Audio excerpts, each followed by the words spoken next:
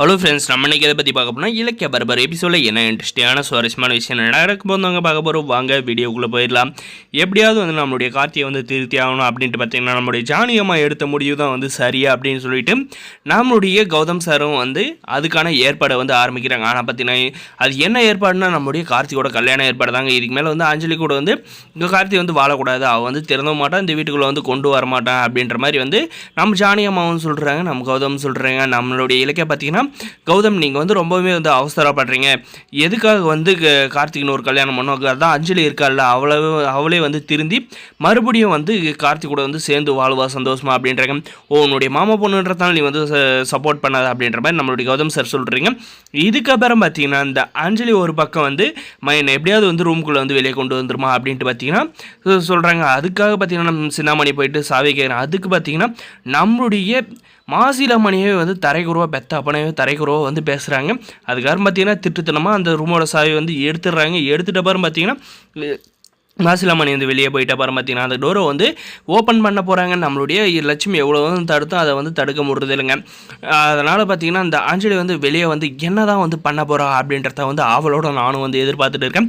என்ன பண்ணுவேன், கார்த்திகை போய் மீட் பண்ணி நான் வந்து செஞ்சதெல்லாம் தப்பு அப்படின்றத மாதிரி இருந்தாங்க சொல்ல போகிறான். இந்த வீடியோ பிடிச்சிருந்த லைக் பண்ணுங்கள், மறக்காம நம்ம சேனலை வந்து சப்ஸ்கிரைப் பண்ணுங்கள். அதுக்கப்புறம் பார்த்தீங்கன்னா நம்ம ஜானகி வந்து ஒரு பக்கம் வந்து கார்த்திகைக்கு வந்து புரோக்கர் மூலமாக வந்து பொண்ணெல்லாம் வந்து பார்க்க சொல்கிறதுனால பார்த்தீங்கன்னா நமக்கு அதுவுமே வந்து தீவிரமாக வந்து பொண்ணு பார்க்குறதுல வந்து ஆரம்பிச்சுட்டாருங்க. நம்மளுடைய ஜானகியும் பார்த்தீங்கன்னா இலக்கியாவை வந்து கோயிலுக்கு வந்து கூப்பிட்டு வராங்க. என்னத்த இன்றைக்கி என்ன திடீர்னு கோயில் ஏதாவது பூஜை விசேஷம் ஏதாவது இருக்கா அப்படின்றாங்க.